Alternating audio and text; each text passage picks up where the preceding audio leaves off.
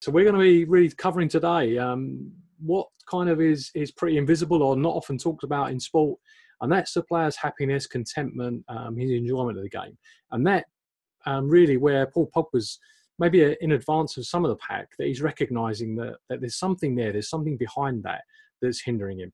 So what are you seeing in that, Lewis?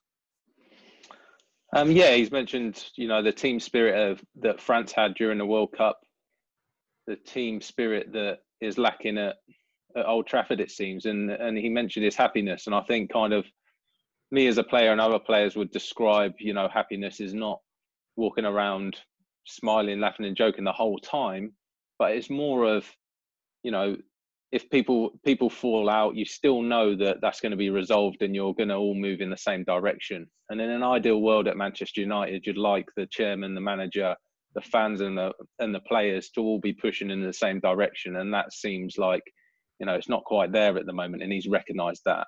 And he sees that as an important factor in him reaching his top performances, which is really interesting thing to say, because like you said, in sport quite often that is a bit of a grey area. They're not quite sure what team spirit is, not quite sure confidence. Can I give someone a strategy to get more confidence? So I think from my point of view as a player, I'd always want to go out and play completely free, and if I was caught up in my mind, know that is temporary, rather than being locked into that and that really take control of my kind of performance. So I think he's noticed the difference between the two.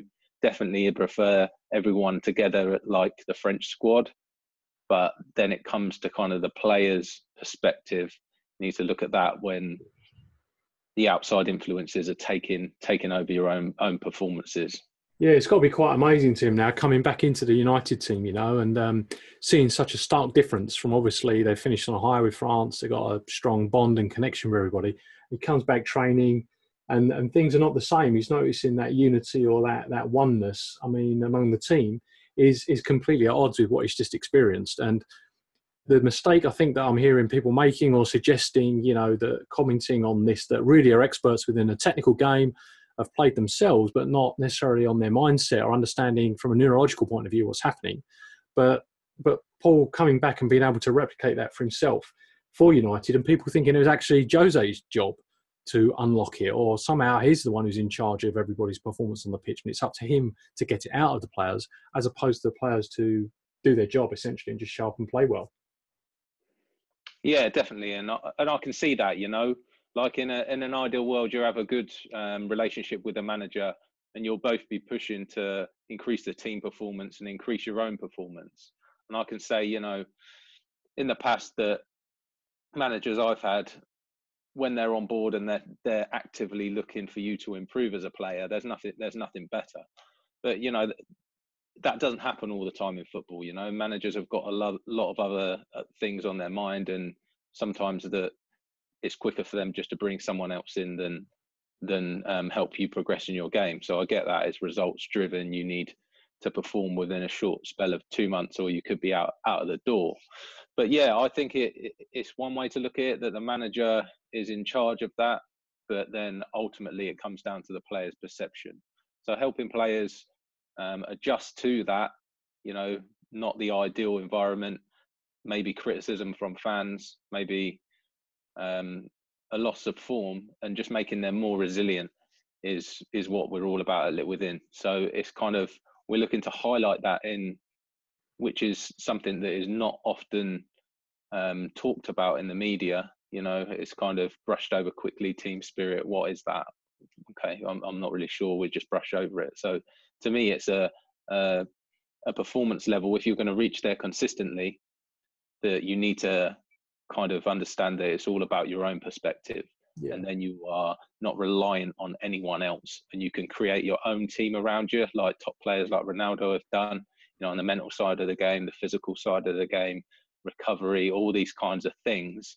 And you can know that you can go into any club, any environment, and your performance levels are going to be up there, even if that team is not quite as good as some of the others you've played with, Yeah, this is definitely what we want to make sure players understand more widely, that the ones that we're talking to and working with, that there's a already starting to get a bit of an understanding that those that know that is the mental game is important, having the right head.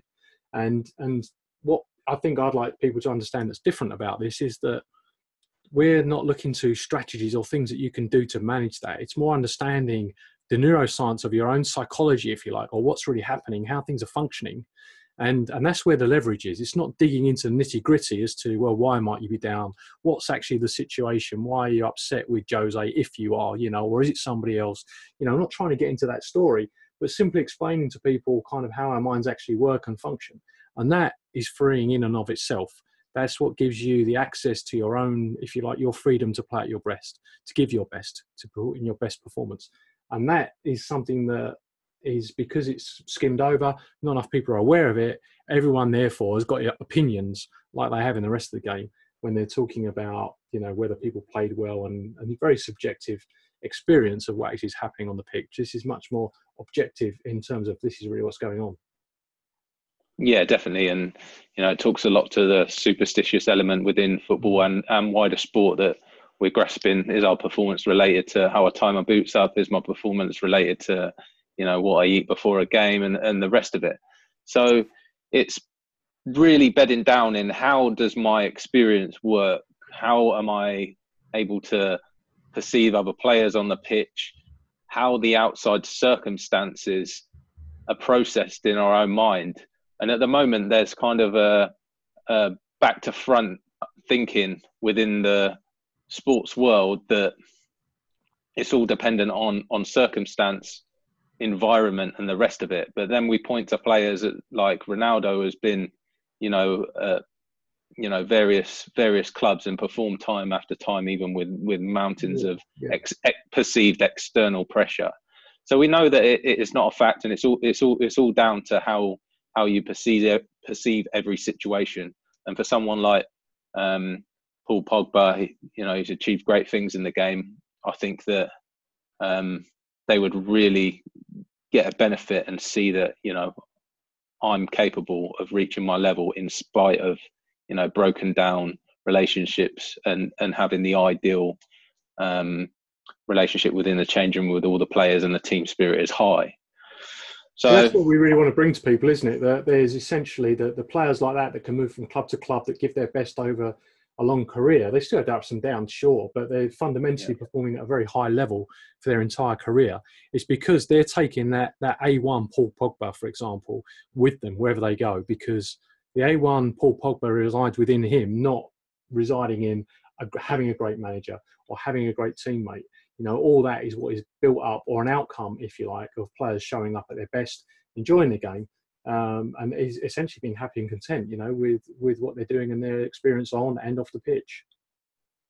Yeah, that's a great point. The A1 Paul Pogba can turn up wherever he goes, and on some level, players do know that, because they can go and have a kick around with their friends and know they're still capable of pulling out any trick that they've got. Or defending in any type of manner, or having great positioning, and I think that the more they can see that this is me, I can turn up at an away ground where the fans are shouting abuse at me for the whole game, but they can't touch my performance.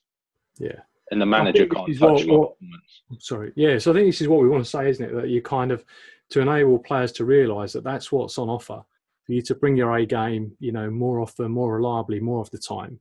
And if that's something that you might have touched upon or tried techniques or situations that were going to help you resolve that, this is a fresh and new approach that actually can enable that to happen. So if that's you, this is the right conversation, and we look forward to connecting